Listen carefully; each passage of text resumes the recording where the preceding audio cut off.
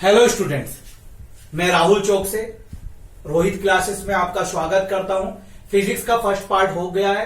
आज हम second part देखेंगे और फिजिक्स के सेकंड पार्ट में हम बात करेंगे, कुछ यूनिट छूट गए उनकी भी बात करेंगे, लॉ ऑफ मोशन की भी बात करेंगे और आपके राशियों की भी, भौतिक राशि मतलब physical quantity, law of motion मतलब गति का नियम और आपके कुछ यूनिट्स है उनकी भी बात करेंगे। जैसे हम पहले बात करते हैं प्रकाश वर्ष। प्रकाश वर्ष बोले तो इंग्लिश में बोलते हैं हम लाइट ईयर। प्रकाश वर्ष इसको इंग्लिश में बोलते हैं लाइट ईयर। लाइट ईयर बोलते हैं। क्लियर? प्रकाश वर्ष क्या है?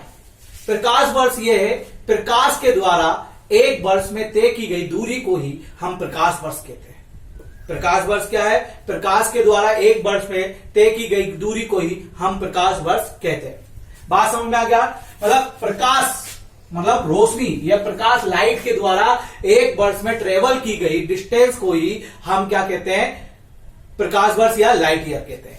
प्रकाश वर्ष की वैल्यू होती है 1 प्रकाश वर्ष। वेरी इंपॉर्टेंट है बेटा, ये एसआई में भी आ गया है, आपके पीएससी में है। 1 प्रकाश वर्ष इक्वल टू होता है 9.46 into 10 to the power 15 metre. Clear?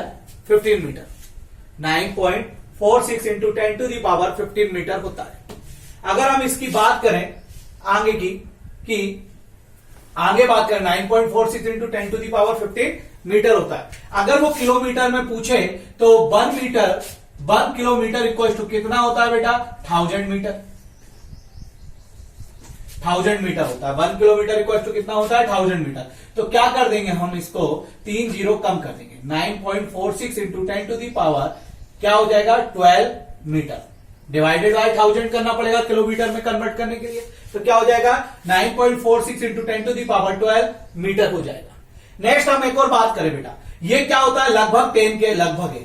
Clear? Option में लगभग ये 10 के लगभग है। तो कभी कभी ऑप्शन में लाइट ईयर की वैल्यू डायरेक्ट पूछ देता है। अगर मैं इसको भी 10 बना दूं, इसको भी 10 बना दूं और इंटू 10 टू दी पावर 15 कर दूं मीटर। कल बताया था कि जब नीचे वैल्यू सेम हो तो उनकी पावर इंटू में क्या हो जाती है? प्लस।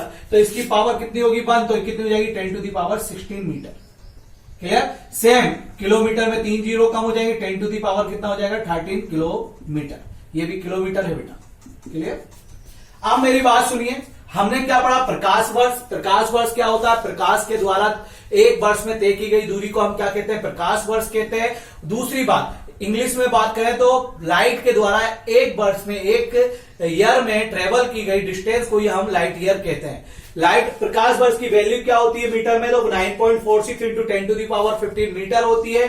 1000 मीटर का 1 किलोमीटर होता है, इसीलिए 1000 से डिवाइड करते हैं तो क्या हो जाता है? 3 जीरो कम हो जाती है। तो किलोमीटर में क्या हो जाएगा? 9.46 into 10 to the power 12 kilometre हो जाएगा। और ये 9.46 लगभग 10 के कई बार एग्जाम में डायरेक्ट लिख देता है, खास करके पीएससी के एग्जाम में, है ना? तो क्या हो जाएगा? 10 टू दी पावर 16 मीटर हो जाएगा और किलोमीटर में क्या हो जाएगा? 10 टू दी पावर 13 मीटर हो जाएगा।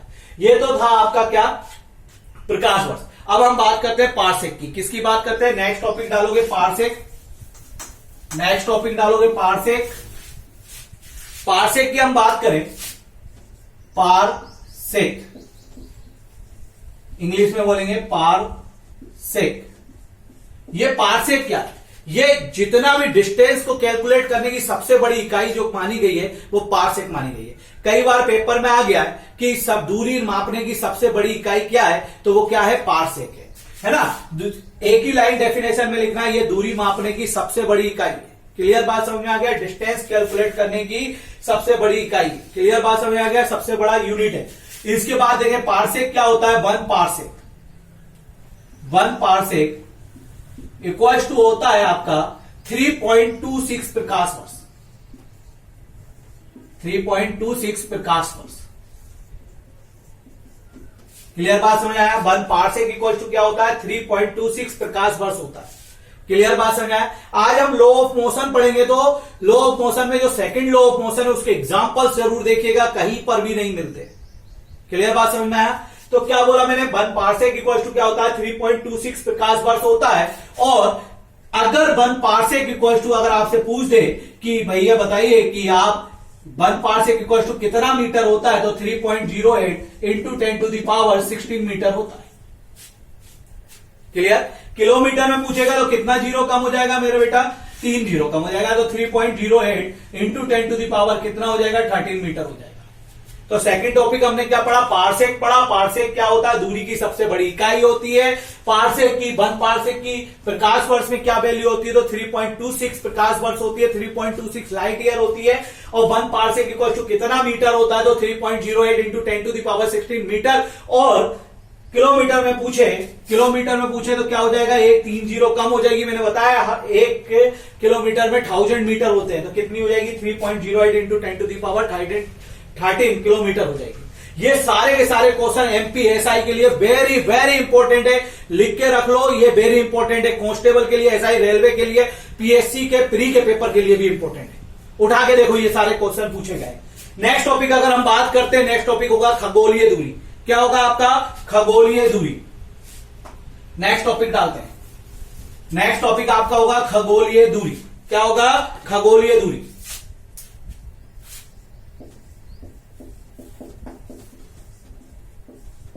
खगोलीय दूरी होगा। क्लियर बात समझ में आया, खगोलीय दूरी होगा।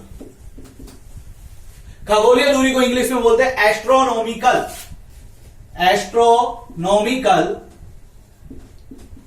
डिस्टेंस।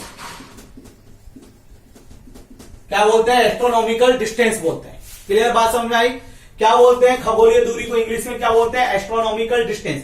क्लियर। अगर खगोलीय दूरी की बात करें, खगोलीय दूरी होती क्या है, तो यह बताया गया कि ब्रह्मांड में जितने भी पिंड है उनके बीच की जो औसतन दूरी है उसे खगोलीय दूरी कहा जाता है। क्लियर बात समझ आया। मतलब यूनिवर्स में जितने भी ऑब्जेक्ट हैं उनके बीच की जो एवरेज डिस्टेंस है उसे खगोलीय दूरी कहा जाता है। अर्थात सूर्य और पृथ्वी के बीच की दूरी को हम खगोलीय दूरी कहते हैं। इस बार के एसआई के पेपर में था कि सूर्य से पृथ्वी के बीच की दूरी को हम क्या कहते हैं, तो क्या कहते हैं, एस्ट्रोनॉमिकल डिस्टेंस। क्लियर बात समझ आया। मैंने क्या बताया, यूनिवर्स में जितने भी ऑब्जेक्ट हैं उनके बीच में जो एवरेज डिस्टेंस है उसी को एस्ट्रोनॉमिकल डिस्टेंस कहते हैं। अर्थात जो सूर्य और पृथ्वी के बीच की औसतन दूरी को भी हम क्या कहते हैं, खगोलीय दूरी कहते हैं। 1 खगोलीय दूरी मतलब एक एस्ट्रोनॉमिकल डिस्टेंस इक्वल टू होता है आपका 1.496 इंटू 10⁻11 मीटर। क्या होता है, 1.496 इंटू 10⁻11 मीटर होता है। क्लियर। सेम वही अगर किलोमीटर में पूछता है तो किलोमीटर में क्या जवाब दोगे आप, किलोमीटर में आप क्या जवाब दोगे, 3 जीरो कम कर दोगे तो 1.46 इंटू 10⁻, कितना हो जाएगा, 8 किलोमीटर हो जाएगा। और सेकंड बात, ये 0.5 के लगभग है, तो ऑप्शन में ये भी आ सकता है 1.5 इंटू 10⁻11 मीटर भी आ सकता है। क्लियर। और किलोमीटर में क्या आ जाएगा, 1.5 इंटू 10⁸ किलोमीटर। ये याद रखें कि ये 5 के पास है, इसलिए क्या हो जाता है, ये 496 है बेटा, है ना, 496। क्लियर। ये चीज को बिल्कुल याद आप रखें। क्लियर, समझ में आ रहा है। ठीक है। अब हमने क्या पढ़ा आज, प्रकाश वर्ष पढ़ा, दूसरा क्या पढ़ा हमने, पार्सेक पढ़ा, और तीसरा क्या पढ़ा, खगोलीय दूरी। और ये सारी वैल्यूज को बार बार रिपीट कीजिए तो याद हो जाएंगी। क्लियर। और याद होने से ही काम चलेगा। ठीक है। आगे हम देखेंगे लॉ ऑफ मोशन से पहले राशियां, भौतिक राशि क्या होती है। नेक्स्ट टॉपिक हम डालेंगे भौतिक राशि। नेक्स्ट टॉपिक हम क्या डालेंगे, भौतिक राशि।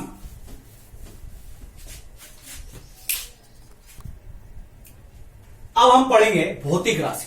नेक्स्ट टॉपिक क्या होगा आपका, भौतिक राशि। भौतिक राशि की बात करें तो भौतिक राशि कितनी होती है बेटा, 2 होती है भौतिक राशि। क्लियर बात समझ में आया। भौतिक राशि कितनी होती है, 2। भौतिक राशि की बात करें, इसको इंग्लिश में बोला जाता है physical quantity. Clear. Physical quantity कहा जाता है। मैंने बताया नेक्स्ट टॉपिक अपना क्या रहा, भौतिक राशि है, और इसे क्या कहा जाता है, फिजिकल क्वांटिटी। भौतिक राशि जो होती है वो 2 प्रकार की होती है। पहली तो होती है आपकी सदिश राशि, ठीक है। और दूसरी आपकी जो होती है वो होती है अदिश राशि।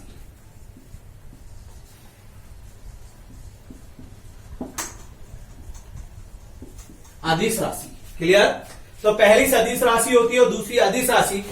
सदिश राशि को कहा जाता है वेक्टर क्वांटिटी,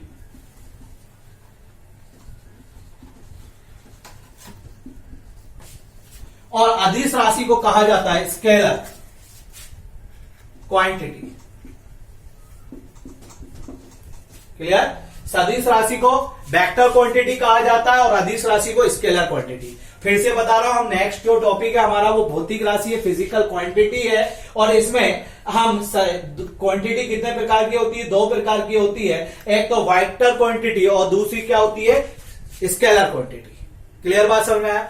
अब हम वेक्टर क्वांटिटी की बात करें तो आप डेफिनेशन लिखना, वेक्टर क्वांटिटी वह होती है जिसमें डायरेक्शन मतलब दिशा और मैग्नीट्यूड दोनों क्या होता है? आइडेंटिफाई होता है। क्लियर? मतलब कहने की बात यह है कि जिसमें ऐसी राशि जिसमें दिशा और परिमाण दोनों निश्चित हो उसे क्या कहते हैं? सदिश राशि कहते हैं। परिमाण बहुत बड़ी समस्या है कि मैग्नीट्यूड का अर्थ समझ में नहीं आता या परिमाण का अर्थ समझ में नहीं आता, तो उसका मतलब होता है द्रव्यमान और इंग्लिश में होता है मास। तो मैग्नीट्यूड को हम मास लेके समझ सकते हैं और वैसे ही परिमाण को हम क्या समझ के कार्य कर सकते हैं? द्रव्यमान। तो मैंने क्या बताया? सदिश राशि क्या होती है? सदिश वह राशि होती है जिसमें दिशा और द्रव्यमान दोनों क्या होता है? निश्चित होता है, उसे हम सदिश राशि कहते हैं। क्लियर बात समझ आई? सदिश राशि की एक और बात, सदिश राशि जो होगी वो हमेशा पॉजिटिव, नेगेटिव या जीरो हो सकती है। सदिश राशि पॉजिटिव, नेगेटिव या जीरो हो सकती है, मतलब धनात्मक, ऋणात्मक और शून्य हो सकती है। मतलब वेक्टर क्वांटिटी क्या हो सकती है? शुड बी पॉजिटिव, नेगेटिव और जीरो हो सकती है। क्लियर बात समझ आए? एग्जाम्पल के लिए अगर हम लिखें, सदिश राशि के एग्जाम्पल लिखे कौन कौन से होंगे, तो पहला होगा आपका सदिश राशि में डिस्प्लेसमेंट। डिस्प्लेसमेंट पहला क्या होगा? डिस्प्लेसमेंट होगा, जिसको बोलते हैं हम हिंदी में विस्थापन। क्लियर बात समझ में आया? जिसको क्या बोलते हैं? विस्थापन। अब हम बात करते हैं, इसको मैं रफ कर रहा हूं, यहां पे मैं सारे लिखूंगा। तो पहला तो अपन ने इसका एग्जाम्पल याद कर लेना बेटा, ये बहुत एग्जाम रेलवे के लिए तो वेरी वेरी इंपॉर्टेंट है। पहला क्या हो गया आपका? डिस्प्लेसमेंट, और डिस्प्लेसमेंट को हिंदी में क्या बोलते हैं? आपका विस्थापन। हिंदी में क्या बोलते हैं? विस्थापन। क्लियर? दूसरा आपका हो जाएगा फोर्स, बोले तो बल। तीसरा आपका हो जाएगा एक्सीलरेशन, बोले तो त्वरण। त्वरण। क्लियर बात समझ आया? चौथा हो जाएगा आपका linear movement, momentum, linear momentum मतलब रेखाई संवेग। क्या हो जाएगा? रेखाई संवेग, लीनियर मोमेंटम, इसको क्या बोलेंगे हिंदी में? रेखाई संवेग। फिर नेक्स्ट हो जाएगा हार्मोनिक मोशन।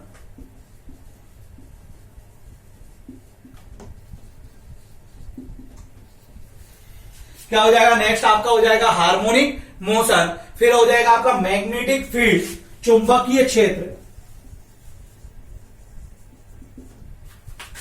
फील्ड, चुंबकीय क्षेत्र, चुंबकीय क्षेत्र। नेक्स्ट आपका हो जाएगा मैग्नेटिक फील्ड, उसके बाद हो जाएगा इंटेंसिटी। इंटेंसिटी बोले तो तीव्रता। फिर से हम एक रिवीजन कर लेते हैं। भौतिक राशि में हमने दो राशियां पढ़ी, वेक्टर क्वांटिटी और स्केलर, सदिश राशि और अदिश राशि। सदिश राशि क्या होती है? जिसमें दिशा और परिमाण दोनों निश्चित होता है, मतलब द्रव्यमान भी निश्चित होता है। और ये हमेशा सदिश राशि हमेशा क्या होगी? धनात्मक, ऋणात्मक और शून्य होगी। खास करके इससे एसआई में क्वेश्चन आते हैं, एमपीएसआई में। अगर बात करें इसके एग्जाम्पल में कौन कौन सी सदिश राशि होगी, तो पहला डिस्प्लेसमेंट, विस्थापन। दूसरा आपका फोर्स, फोर्स बोले तो बल।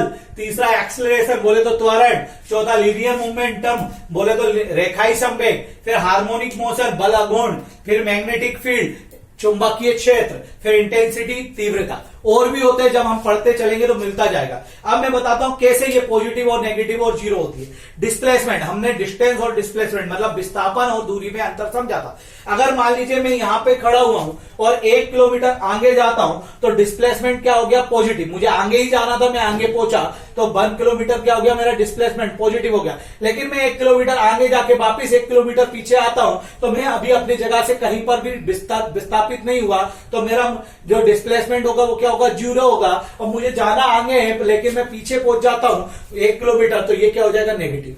बात समझ में? सेम बल की भी बात करें मैं अगर ये मार्कर यहां रखा है, मुझे बल लगाना है आगे की तरफ, तो मैंने आगे लगाया तो क्या हो गया, ये पॉजिटिव हो गया। लेकिन मैंने लगाया और ये आगे नहीं गया तो ये क्या हो गया, जीरो हो गया। और मुझे आगे लगाना था लेकिन ये पीछे आ गया तो ये क्या हो गया, नेगेटिव। क्लियर? तो मैंने क्या बताया, सदिश राशि हमेशा धनात्मक, ऋणात्मक और जीरो होगी, शून्य होगी, मतलब पॉजिटिव, नेगेटिव और क्या होगी, जीरो होगी। नेक्स्ट बात करें हम अगर तो अदिश राशि की। अदिश राशि में बात करें स्केलर क्वांटिटी, एक नोट बहुत जरूरी है जो लिखना है, मैं बाद में बताऊंगा। अदिश राशि की बात करें तो अदिश राशि को इंग्लिश में बोलते हैं स्केलर क्वांटिटी। इसमें परिमाण तो निश्चित होता है लेकिन दिशा निश्चित नहीं होती है। परिमाण तो क्या होता है, निश्चित, है ना। परिमाण तो क्या होता है, निश्चित होता है लेकिन दिशा निश्चित नहीं होती है। उसी को क्या बोलते हैं हम, अदिश राशि मतलब स्केलर क्वांटिटी कहते हैं। मतलब परिमाण मतलब द्रव्यमान तो निश्चित है लेकिन क्या निश्चित नहीं है, दिशा निश्चित नहीं है, डायरेक्शन नहीं है। क्लियर? क्लियर बात समझ में आया? फिर अदिश राशि के भी हम एग्जांपल लिखेंगे। तो अदिश राशि भी क्या हो सकता है, हमेशा याद रखना, अदिश राशि हमेशा पॉजिटिव होगी, कभी नेगेटिव और जीरो नहीं होगी। अदिश राशि हमेशा कैसी होगी, पॉजिटिव होगी, कभी नेगेटिव जीरो नहीं होगी। अदिश राशि के एग्जांपल में भी हम देखें तो मैं इसको रफ कर रहा हूं। अदिश राशि के एग्जांपल में सबसे पहला आता है डिस्टेंस। मैं बहुत अच्छे से अभी दोनों में अंतर समझाने वाला हूं। पहला क्या आता है, डिस्टेंस आता है। क्या आता है, डिस्टेंस बोले तो दूरी। देखिए डिस्टेंस के लिए कोई डायरेक्शन नहीं होता है, सिर्फ उसमें द्रव्यमान होता है। जैसे मैं चल रहा हूं तो मेरा कुछ ना कुछ मास है, मैं चल रहा हूं और मैं कहीं पे भी जा सकता हूं, कोई डायरेक्शन निश्चित नहीं है। लेकिन डिस्प्लेसमेंट में क्या होगा, एक डायरेक्शन, उसको यहां पहुंचना है तो एक डायरेक्शन गिवन है। डिस्प्लेसमेंट नेगेटिव, पॉजिटिव, जीरो हो सकता है लेकिन दूरी मतलब आपकी जो डिस्टेंस है वो हमेशा पॉजिटिव ही रहेगी, चाहे वो कहीं पर भी घूम ले। मैंने क्या बताया, एक बात हमेशा याद रखना कि स्केलर क्वांटिटी में द्रव्यमान मतलब परिमाण निश्चित होता है, मतलब मैग्नीट्यूड क्लियर होता है। लेकिन आपके वेक्टर क्वांटिटी में मैग्नीट्यूड के साथ साथ डायरेक्शन भी क्लियर होता है। क्लियर? इसका पहला एग्जांपल, आपके स्केलर क्वांटिटी का पहला एग्जांपल जो आएगा वो पहला है डिस्टेंस। डिस्टेंस बोले तो दूरी। दूसरा एग्जांपल जो आएगा वो है टेम्परेचर। टेम्परेचर बोले तो ताप। ये बेटा याद रख लेना, पेपर में आता है। लेंथ, तीसरा आएगा लेंथ। लेंथ बोले तो लंबाई। चौथा आपका जो आएगा, चौथा वो आएगा आपका स्पीड। स्पीड बोले तो चाल। देख लिए स्पीड का फॉर्मूला क्या होता है, डिस्टेंस अपॉन टाइम। डिस्टेंस क्या है आपका, स्केलर क्वांटिटी, तो आपकी स्पीड भी क्या हो जाएगी, स्केलर क्वांटिटी हो जाएगी। चाल मतलब क्या होता है, दूरी बटे समय। दूरी क्या है आपकी, अदिश राशि, इसीलिए स्पीड भी क्या हो जाएगी, चाल भी क्या हो जाएगी, अदिश राशि हो जाएगी। फिर आएगा डेंसिटी। डेंसिटी बोले तो घनत्व। क्लियर? फिर आपका जो आएगा छठा, आपका जो आएगा वो आएगा, छठा जो आएगा आपका आएगा वर्क। वर्क बोले तो कार्य। छठा क्या आएगा, वर्क। वर्क बोले तो कार्य। तो मैंने बताया कि सदिश राशि के एग्जाम्पल क्या होंगे, विस्थापन, बल, त्वरण, रेखाई संवेग, चुंबकीय क्षेत्र, बलाघूर्ण और तीव्रता। और अदिश राशि के क्या क्या होंगे, दूरी, ताप, लंबाई, चाल और घनत्व और क्या होगा, कार्य। अब आगे बात करते हैं, वेरी वेरी इंपॉर्टेंट नोट, जहां से बहुत सारे क्वेश्चन पूछे जाते हैं। मैंने क्या बताया, वेरी, चार ऐसी चीजें, कितनी चीजें हैं, चार। ऊर्जा, दाब और ऊर्जा, दाब, विद्युत धारा, है ना। ऊर्जा, दाब, विद्युत धारा और आपके आगे आने वाला कार्य। क्लियर? चार ऐसी चीजें, एक मिनट सॉरी, आगे देखिए। चार ऐसी चीजें जो वेरी वेरी इंपॉर्टेंट है। पहला कार्य, सॉरी कार्य नहीं, पहला ऊर्जा, दूसरा ऊष्मा, तीसरा विद्युत धारा और चौथा आपका होगा दाब। क्लियर बात समझ में? चारों लिख दे रहा हूं। क्लियर? गर्मी बहुत है, बस इसी कारण से थोड़ा सा हो जाता है। तो पहला क्या होगा आपका ऊर्जा, ऊर्जा बोले तो एनर्जी। दूसरा क्या होगा आपका ऊष्मा, ऊष्मा बोले तो हीट। तीसरा क्या आपका होगा विद्युत धारा, विद्युत धारा बोले तो आपका क्या होगा इलेक्ट्रिक करंट, इलेक्ट्रिक करंट। चौथा आपका जो होगा दाब, दाब बोले तो प्रेशर।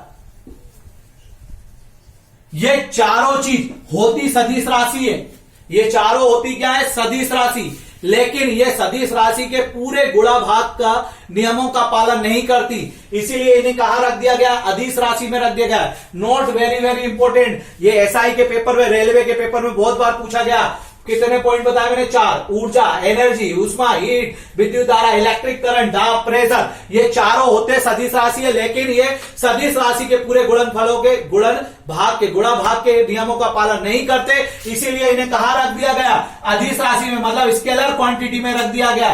कहां रख दिया गया? स्केलर क्वांटिटी में रख दिया गया। ये स्केलर क्वांटिटी होते हुए भी पॉजिटिव, नेगेटिव और जीरो हो सकते हैं। वेरी इंपॉर्टेंट पॉइंट है, यहीं से क्वेश्चन पूछा जाता है। मतलब ये मैंने क्या बताया, स्केलर क्वांटिटी या अदिश राशि हमेशा क्या होगी पॉजिटिव होगी, लेकिन ये चारों अदिश होते हुए भी क्या हो सकते हैं पॉजिटिव, नेगेटिव, जीरो हो सकते हैं। नोट डाल के लिख लीजिएगा। क्लियर बात समझ आया? इसके बाद हमारा नेक्स्ट टॉपिक है लॉ ऑफ मोशन, बोले तो आपका गति के नियम, लॉ ऑफ मोशन।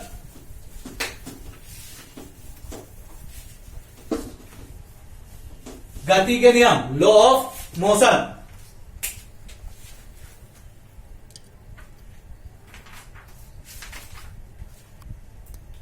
अब हम पढ़ेंगे न्यूटन के लॉ ऑफ मोशन। क्लियर बात समझ आया? गति के, न्यूटन के गति के नियम। क्लियर बात समझ आया? अब देखते हैं, हम हेडिंग डालते हैं law of motion, law of motion of Newton या Newton's law of motion. Newton's law of motion Hindi में बोलेंगे न्यूटन के गति के नियम।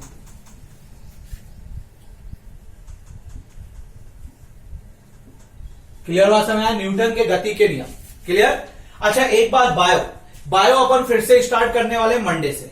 मंडे से आपको बायो के रेगुलर एक अल्टरनेट आपको लेक्चर मिलते रहेंगे। हर सब्जेक्ट के आपको अल्टरनेट लेक्चर्स मिलेंगे और हम उनको कंप्लीट करेंगे। ठीक है? अगर हमने बताया पहला न्यूटन लॉ ऑफ मोशन, मतलब न्यूटन के गति के नियम के बारे में पढ़ रहे हैं, तो पहले हम जान लें कि न्यूटन का पूरा नाम क्या था। तो न्यूटन का पूरा नाम था sir Isaac Newton. Sir Isaac Newton इनका पूरा नाम था और इन्हें फिजिक्स, भौतिक विज्ञान का जनक कहा जाता है। फिजिक्स साइंस का क्या कहा जाता है? फादर। फादर ऑफ फिजिक्स कौन है? तो सर आइजैक न्यूटन है। सर आइजैक न्यूटन ने एक पुस्तक लिखी 1687 में, जिसका नाम था प्रिंसिपिया। उसमें उन्होंने ये लॉ ऑफ न्यूटन या लॉ ऑफ मोशन या गति के नियमों का वर्णन किया है। अभी आपका जेई का पेपर आया था, उसमें पूछा गया था प्रिंसिपिया बुक नामक पुस्तक किसने लिखी है? तो प्रिंसिपिया का जो पुस्तक है, प्रिंसिपिया नामक पुस्तक है, वो न्यूटन ने लिखी। ये कब प्रकाशित हुई थी? 1687 में। और इसी में इनके किसका वर्णन मिलता है? लॉ ऑफ मोशन का वर्णन मिलता है। लॉ ऑफ मोशन का या आपके गति के नियम का वर्णन मिलता है। क्लियर बात समझ में आया? तो मैंने क्या बताया, पहला पॉइंट लिखोगे सर आइजैक न्यूटन को सबसे पहला पॉइंट लिखोगे गति के नियम किसने दिए, लॉ ऑफ मोशन किसने दिया? सर आइजैक न्यूटन ने दिया। दूसरा पॉइंट, सर आइजैक न्यूटन को फिजिक्स का जनक कहा जाता है, फादर ऑफ फिजिक्स कहा जाता है, भौतिक का जनक कहा जाता है। तीसरा पॉइंट, इन्होंने गति के नियम का वर्णन कहां किया है? प्रिंसिपिया नामक पुस्तक, जो कि 1687 में प्रकाशित हुई थी। क्लियर? तो पूछा जाए प्रिंसिपिया पुस्तक किसने लिखा है? सर आइजैक न्यूटन ने लिखी है। इन्होंने लॉ ऑफ मोशन पर 3 नियम दिए। क्लियर? गति का पहला नियम, गति का दूसरा नियम और गति का तीसरा। First law of motion, second law of motion, third law of motion. हम फर्स्ट लॉ ऑफ मोशन की बात करें, गति के पहले नियम की बात करें, गति के का पहला नियम, फर्स्ट लॉ ऑफ मोशन। इसमें इन्होंने बताया कि कोई चीज अगर रेस्ट पोजीशन में मतलब स्थिर रखी हुई है, मान लीजिए ये पेन इस पे रखा हुआ है तो वो ऐसा ही रहेगा, और कोई चीज चल रही है, कंटिन्यूअस चल रही है तो वो गतिशील है तो वो गतिशील ही रहेगी, मोशन में है तो वो मोशन में ही रहेगी, जब तक कि कोई एक्स्ट्रा बल हम उस पर अप्लाई नहीं करते हैं, लगाते नहीं है। मैंने क्या बताया, आप बताइए, ये पेन, ये मार्कर जो है मेरे हाथ पे रखा है, जब तक मैं कोई इसमें बल नहीं लगाऊंगा क्या ये इधर से जाएगा? क्या नहीं जाएगा। अगर मान लीजिए कोई ऐसी गाड़ी चल रही है, जब तक मैं ब्रेक नहीं लगाऊंगा क्या वो रुकेगी? क्या नहीं रुकेगी। अब आप बोलेंगे सर हम क्लिच पे आ जाते हैं, उसको छोड़ देते हैं तो वो चलती रहती है, लेकिन नीचे से ब्रेक लगता है, आप जब तक उसको एक्स्ट्रा फोर्स नहीं दोगे, किसका? घर्षण बल लगता है, फ्रिक्शन फोर्स। और वो कौन लगाता है? जमीन। और जमीन से जो लगता है फ्रिक्शन फोर्स, वो ही क्या होता है? बाह्य बल होता है। बात समझ आई? तो उन्होंने कहा कि कोई चीज स्थिर है, मतलब रेस्ट पोजीशन में है तो वो स्थिर ही रहेगी, लेकिन दूसरी बात उन्होंने कही कोई चीज गतिशील है, मतलब मोशन में है तो वो मोशन में ही रहेगी, जब तक कि हम कोई बाहरी फोर्स उस पर नहीं लगाते, बाहरी बल नहीं लगाते। ये किन्होंने कहा? न्यूटन ने। और कहां कहा? न्यूटन के पहले नियम ने कहा। और जब वो न्यूटन का पहला नियम दे रहे थे, उनके साथी थे गैलीलियो, वही जो हमने वर्ल्ड ज्योग्राफी में देखा, जिन्होंने टेलीस्कोप की खोज की थी और जिन्होंने हमारी मंदाकिनी को सबसे पहले देखा था। तो जब Newton first law of motion की खोज कर रहे थे या बता रहे थे, तो इनके एक साथी थे जिनका नाम था गैलीलियो। इसीलिए न्यूटन के पहले नियम को गैलीलियो का नियम भी कहा जाता है। न्यूटन के पहले नियम से बल की परिभाषा मिलती है, डेफिनेशन ऑफ फोर्स मिलता है। क्लियर बात समझा है? न्यूटन के पहले नियम से क्या मिलता है? Definition of force. क्लियर? मैं फिर से बता रहा हूं, न्यूटन ने पहले नियम में बताया कि कोई चीज अगर रेस्ट में है तो रेस्ट में ही रहेगी, और कोई चीज मोशन में गतिशील है तो गतिशील ही रहेगी, जब तक कि हम उस पर कोई बल ना लगाएं। और जो बल लगाएंगे वो उसकी गति का क्या करेगा? विरोध करेगा। क्लियर? जो बाह्य बल हम लगाएंगे वो उसकी गति का विरोध करेगा। दूसरा पॉइंट, जब ये नियम दे रहे थे, कौन इनके साथी थे? गैलीलियो थे, इसीलिए इसे गैलीलियो का नियम भी कहा जाता है। अच्छा, न्यूटन के पहले नियम से हमें क्या मिलती है? तो डेफिनेशन ऑफ फोर्स मिलती है, बल की परिभाषा मिलती है। नेक्स्ट एक और पॉइंट, इस नियम को, जो न्यूटन का पहला नियम है, वो दूसरे नियम का क्या है? अंग है, part of second law. Clear? First law of motion is the part of second law of motion. कई बार आ गया, ये पेपर में आया, एसआई के पेपर में 2017 में, कि न्यूटन का पहला नियम किसका अंग है? सेकंड लॉ का, थर्ड लॉ का, मोमेंटम का किसका है? तो आपके सेकंड लॉ का अंग है।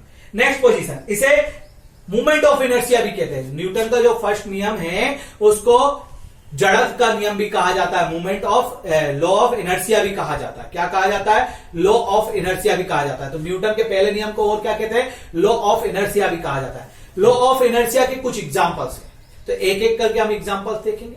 पहला एग्जांपल, जड़त्व का मतलब होता है, जैसे हम चेयर पे बैठे, बेस हमारा क्या है? चेयर। हम जमीन पे खड़े तो जमीन क्या है? हमारा बेस क्या है? जड़ क्या है हमारी? ये जमीन है। हम कार में बैठे तो हमारी जड़ कहां है? हम कहां टिके हुए हैं, कहां बैठे हुए हैं? तो कार में। क्लियर? तो जड़त्व का नियम, मतलब पूछा जाए कि न्यूटन के सेकंड लॉ का और क्या नाम है, तो गैलीलियो का नियम। जड़त्व का नियम मतलब लॉ ऑफ इनर्शिया। अब बात करते हैं पहला एग्जांपल, हम जब कार में बैठते हैं, रेलगाड़ी में बैठते हैं, ट्रेन में बैठते हैं, तो हमारी जड़ क्या होती है? ट्रेन होती है। हमारा बेस क्या होता है? ट्रेन होता है। मतलब जब भी गाड़ी अचानक से आगे बढ़ती है तो हम पीछे की ओर झुका हुआ महसूस करते हैं। जैसे बाइक स्टार्ट करोगे तो पीछे हो जाते हो, या साइकिल तेजी से चलाते पीछे। सबसे अच्छा एग्जाम्पल है, आप अपने घर में चटाई लीजिए, चटाई पे बैठिए, और जैसे ही कोई चटाई एकदम से खींचेगा तो आप पीछे की तरफ झुक जाओगे। ये किसके कारण हो रहा है? जड़त्व के नियम के कारण हो रहा है। किसके कारण हो रहा है? जड़त्व के नियम, लॉ ऑफ इनर्शिया के कारण हो रहा है। क्लियर? लॉ ऑफ इनर्शिया क्या है? न्यूटन का पहला गति का नियम है, law of first law of motion है। तो मैंने बताया कि जब भी कोई पैसेंजर या सवारी या कोई भी व्यक्ति जब अचानक कोई गाड़ी चलती है तो पीछे की ओर झुका हुआ महसूस करता है। कारण है कि इसका यह कारण है कि वो जड़त्व के नियम के कारण पीछे की ओर झुका हुआ महसूस करता है। Second example, clear? अगर मान लीजिए गाड़ी चल रही है और अचानक से ब्रेक लग जाए तो हम आगे की तरफ आ जाते हैं, आगे की ओर झुका हुआ महसूस करते हैं। सीधी सी बात है, आप चटाई लेंगे, अपने घर पे एक चादर लीजिए, चादर पे बैठिए, फेस इस साइड कीजिए और पीछे से खींचने को बोलिए, तो आप पीछे से जब वो खींचेगा तो आप कहां की ओर महसूस करेंगे?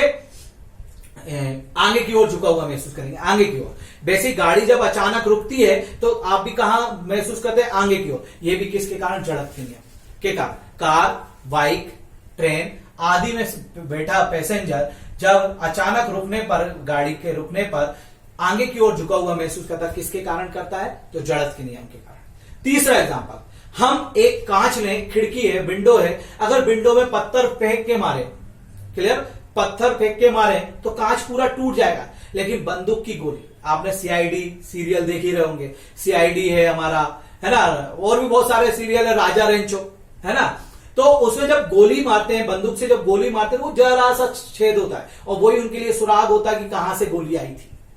क्लियर, क्लियर, तो कहां से बुलेट आई थी या गोली आई थी, वही उनका सुराग होता है। जब कांच पे पत्थर मारते हैं तो वो पूरा टूट जाता है, लेकिन जब गोली मारते हैं, बंदूक की गोली जब चलाते हैं तो सिर्फ छोटा सा छेद होता है, वो भी किसके कारण, जड़त्व के नियम के कारण। किसके कारण, जड़त्व के नियम का।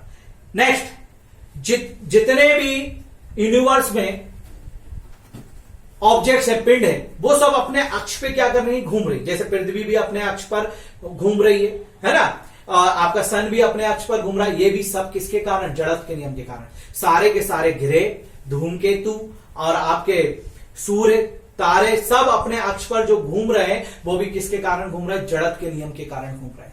नेक्स्ट एग्जांपल आता है, हमने बचपन में देखा, 10th क्लास या 9th क्लास का एक एग्जांपल है। गिलास लिया, गिलास के ऊपर एक पेपर रखा, पेपर के ऊपर एक सिक्का रखा और उसको खींच दिया, पेपर को वापस खींच दिया, तो वो सिक्का कहां चला गया, वो गिलास के अंदर चला गया। ये भी किसके कारण, जड़त्व के नियम के कारण। ये 2016 के एसआई में पेपर में था। क्लियर बात समझ, ये भी किसके कारण हो गया, जड़त्व के नियम के कारण हो गया। ये तो था हमारा न्यूटन का पहला नियम। इसके आगे हम बात करेंगे न्यूटन के सेकंड नियम के बारे में। इससे पहले सेकंड नियम की बात करें, हमें पढ़ना पड़ेगा संवेग, मोमेंटम क्या होता है, क्योंकि संवेग और मोमेंटम के आधार पर ही सेकंड नियम है। Clear, law of second law of motion किसके अकॉर्डिंग चलता है, मोमेंटम के अकॉर्डिंग। तो हम हेडिंग डालेंगे नेक्स्ट, संवेग।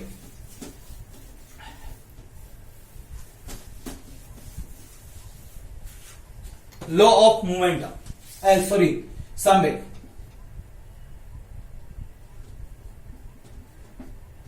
इंग्लिश में बोलेंगे मोमेंटम,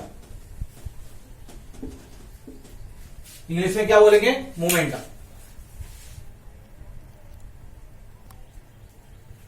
संवेग और मोमेंटम की बात करें, अगर मान लीजिए कोई भी ऑब्जेक्ट है, उसका संवेग क्या होगा, तो मैं बता रहा हूं, किसी भी वस्तु का द्रव्यमान तथा उसके वेग के गुणनफल को ही हम क्या कहते हैं, संवेग कहते हैं, उसका संवेग कहते हैं। मतलब किसी भी ऑब्जेक्ट के मास इंटू वेलोसिटी, मास का और वेलोसिटी का जो मल्टीपल होता है, वही उस ऑब्जेक्ट का क्या होता है, मोमेंटम होता है। क्लियर बात समझ आया, तो डेफिनेशन कैसे लिखोगे, किसी भी वस्तु के द्रव्यमान तथा वेग के गुणनफल को ही हम क्या कहते हैं, संवेग कहते हैं। संवेग की बात करें, मोमेंटम की बात करें, तो क्या हो गया भैया, ये मास इंटू क्या हो जाएगा, वेलोसिटी। बहुत बार पेपर में आ चुका बेटा ये क्वेश्चन, वेरी इंपॉर्टेंट है, यहां जो बता रहा हूं very important, very very important लिख लो। मास इंटू वेलोसिटी, मास को हम किस में कैलकुलेट करते हैं, केजी में, वेलोसिटी को मास बोले तो द्रव्यमान और वेलोसिटी बोले तो वेग।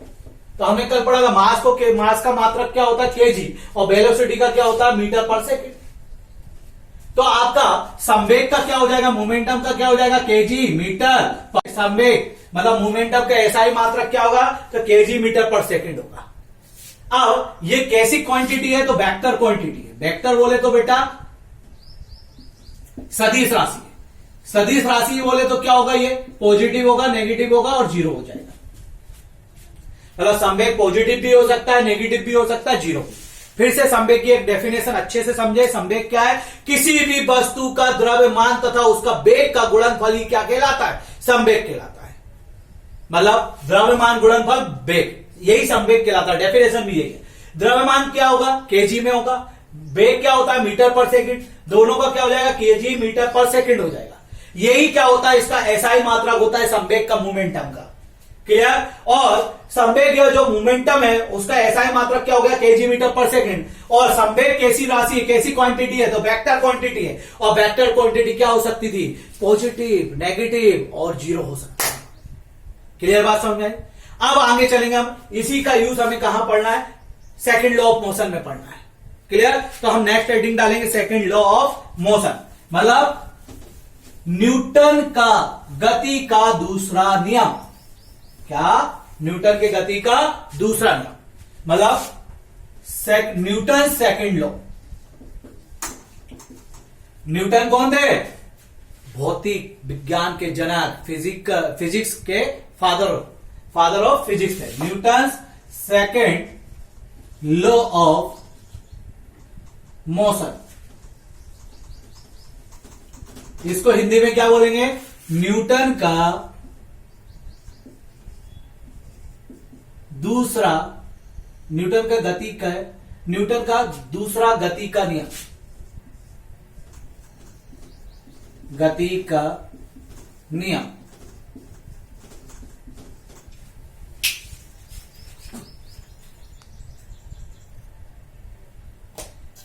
न्यूटन के सेकंड लॉ ऑफ मोशन की बात करें, न्यूटन का दूसरे गति के नियम की बात करें, तो इसमें संवेग का बड़ा बहुत रोल है।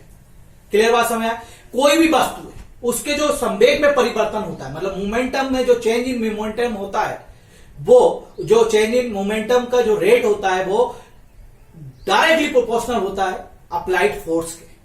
क्लियर? मैं बताता हूं, ये वस्तु है। क्लियर? अब इस वस्तु पे अगर हम फोर्स लगा रहे हैं, कोई भी फोर्स अप्लाइड कर रहे हैं, तो इसका जो मोमेंटम है, मोमेंटम में जो चेंजेस आएंगे वो इसके क्या होगा? प्रोपोर्शनल होंगे, समानुपाती होंगे। जितना ज्यादा फोर्स लगाऊंगा उतना ज्यादा इस वस्तु के मोमेंटम में क्या आएगा? चेंजेस आएगा। बात समझ? न्यूटन का सेकंड नियम, बेटा देखो बहुत अच्छी बात है, लोग बात समझा पाते हैं कि नहीं समझा पाते। न्यूटन का सेकंड नियम बहुत इंपॉर्टेंट है, इसके एग्जांपल्स हैं कम से कम 10 से 12। ठीक है, सारे के सारे इंपॉर्टेंट एग्जाम में आते हैं। मैंने क्या बताया? कोई वस्तु है, उसके जो मोमेंटम संवेग है, उसमें जो परिवर्तन की दर है वो उस पर लगाए गए बल के समानुपाती होती है।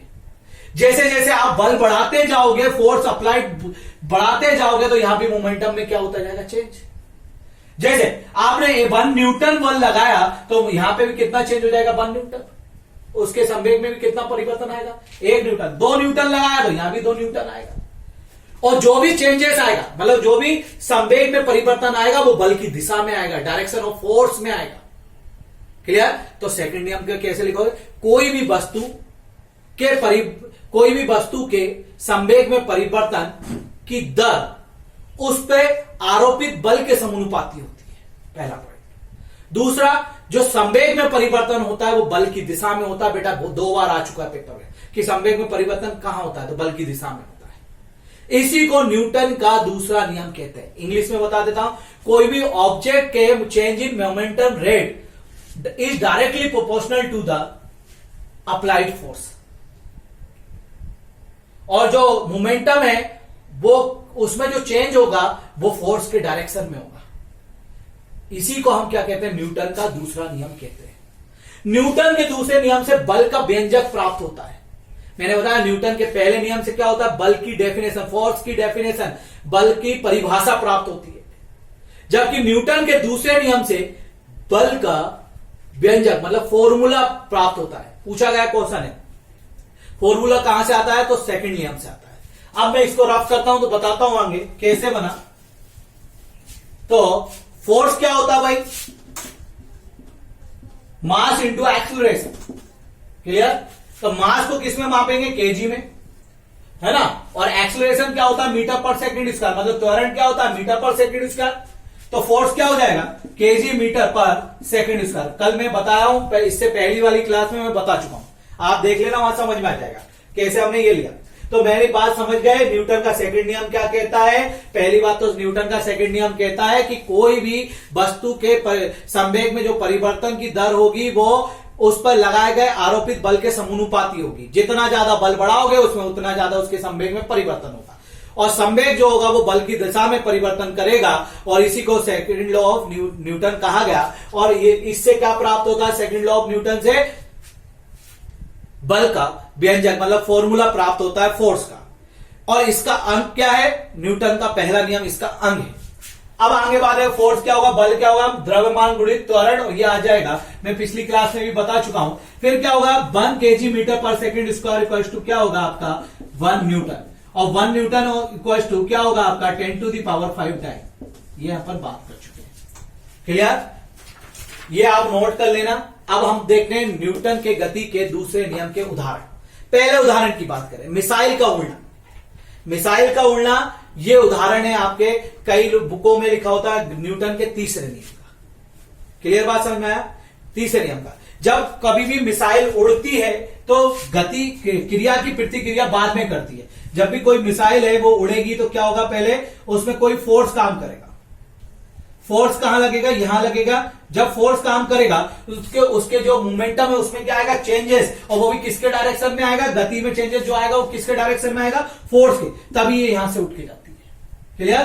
तो सबसे पहले अगर आपसे ऑप्शन में पूछा जाए मिसाइल का उड़ना किसका उदाहरण है, अगर न्यूटन का first law, second law, third law दोनों दिया रहे तो सेकंड लगाना। ये पीएससी के 2016 या 17 के पेपर में आया था, क्वेश्चन हटा दिया गया था, ठीक है। सेकंड लॉ लगाना, सेकंड लॉ ना हो ऑप्शन में तो थर्ड लॉ लगाना, और थर्ड लॉ सेकंड लॉ ना हो तो क्या लगाओगे, मोमेंटम, संवेग के कारण भी क्या होता है मिसाइल का उड़ना। ये तो पहला एग्जांपल था मिसाइल का उड़ना, पहला एग्जांपल। दूसरा एग्जांपल होगा जब क्रिकेटर, आप क्रिकेट देखते होगे तो आप तो देखते होगे वहां से जो बॉल आती है, क्रिकेट की जो बॉल आती है, कैच करता है, तो कैच करते समय लेदर की बॉल की बात कर रहे हैं, टेनिस की बॉल की बात नहीं कर रहे।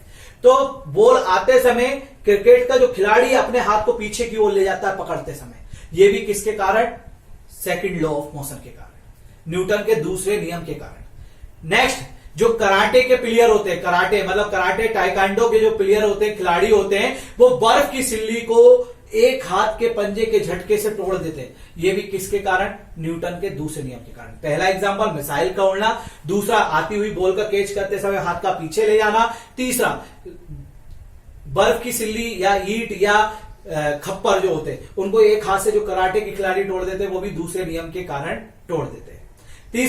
तीसरा आपका जो चौथा आएगा, चौथे की बात करें, कील को ज्यादा गहराई तक गड़ाने के लिए हम भारी हथौड़ा का यूज करते हैं, ये भी किसके कारण, दूसरे नियम के। हाँ, प्रेशर भी आएगा, दाब भी आएगा, दाब में उसका नुकीलापन आएगा कि कील नुकीली क्यों बनाई जाती है, लेकिन कील को ज्यादा गहराई में तक गड़ाने के लिए हम भारी हथौड़ों का इस्तेमाल करते हैं, ये भी किसके कारण, न्यूटन के दूसरे नियम के कारण।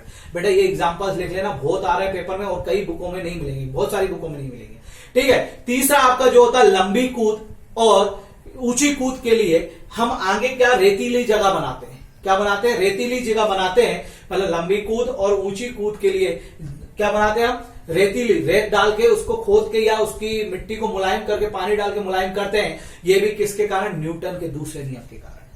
तीसरा फिर एक और एग्जाम्पल, खुरदरी बना देते हैं उसको या रेत डाल देते हैं, वो भी दूसरे नियम के कारण। फिर एक और एग्जाम्पल आएगा, किसी सॉलिड जगह पर और किसी सॉलिड मतलब बहुत ठोस जगह, मतलब एकदम कठोर जगह पर और एक नर्म जगह पर गिरने में चोट ज्यादा लगती है, कठोर जगह पर गिरने में, वो भी किसके, दूसरे नियम। एग्जाम्पल के लिए बता देता हूं, आप टाइल्स पे गिरिए, फर्श पे गिरिए या मिट्टी पे गिरिए, तो टाइल्स और फर्श पे आपको चोट ज्यादा लगेगी, जाकि फिर फर्श पे क्या लगेगी, फर्श और टाइल्स पे चोट आपको ज्यादा लगेगी, जबकि मिट्टी पर कम लगेगी। ये भी दूसरे नियम के कारण, कई बार पेपर में आ चुका है। फिर एक और आता है, नेक्स्ट जो आपका आता है गाड़ी में लगने वाले, जो गाड़ी में जो सॉकअप लगाते हैं, गाड़ी में जो सॉकअप लगते हैं दचके से बचने के लिए, वो भी किसके कारण, न्यूटन के दूसरे नियम के कारण। ये सारे एग्जाम्पल आप अच्छे से नोट कर लीजिए। ये हमारा हुआ second law of motion finish हुआ। इससे मैं आपसे 2 या 3 क्वेश्चन करूंगा। और पहला कि फिजिक्स के जो पिता कौन है, उन्होंने कौन सी पुस्तक लिखी है और कब लिखी है।